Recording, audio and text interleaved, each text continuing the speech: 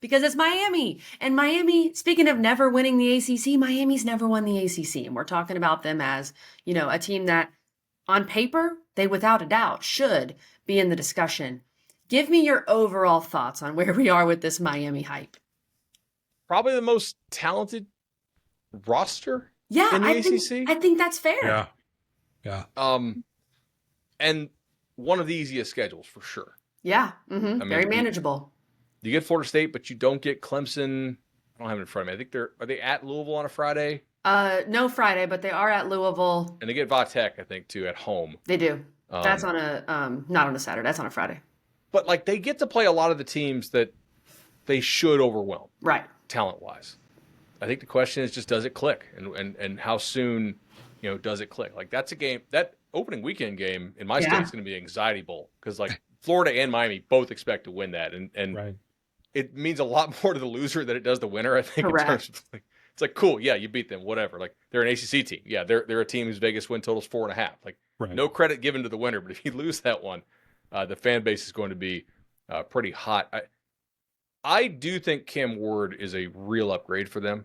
And I think it's important to kind of baseline like what they had in Van Dyke. And I don't think the reports out of Wisconsin on Van Dyke are good at all.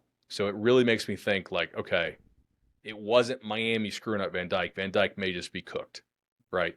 I don't like to say that a college kid, but like maybe he's just not the goods. And I think we have a pretty good handle that Cam Ward is at least good and maybe really good. I know we had Ryan Wilson on Cover 3, our podcast, and he's our NFL guy for CBS. And there was like no quarterback pick between round 2 and pick 150. And he's like, Cam Ward was probably that guy. Like he was probably the dude who was going to go late 3rd, early 4th and would have filled that void. So if Miami clicks, like they probably, if we knew they were going to click, they should be the ACC favorite given the schedule. Right. But we don't know they're going to click. They also at times do some really wild stuff and lose games, which, for all the heck we want to give Dabo for not using the portal, they don't do a lot of that. Neither do the guys in Tallahassee. So, also the center position, like Matt Lee, he was kind of an ass kicker last year and cared. And Carpenter's a much quieter kid, so I don't know. Like, is the rest of that line grown up enough around him to where they're okay having a little bit less of a leadership role from center, or maybe the quarterback provides it? It's possible. And really, to me, I'm glad you brought that up right when you did, because that to me is the biggest difference. Is obviously Cam Ward. You have such a dynamic guy that we think can take it to another level, given the talent around him, given the opportunity, things of that nature.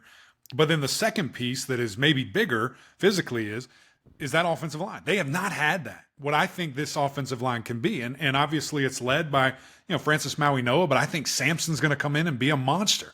I think that Jalen Rivers is already a bona fide monster. And you look at, the 2-3 other guys that they might be rotating in that end up being the starters. I mean, I think there's a real shot for these guys to be that Mario Cristobal. We're going to line up and we're just going to bulldoze you. We're just going to go right over you because we love the running backs we have. We love what we can do.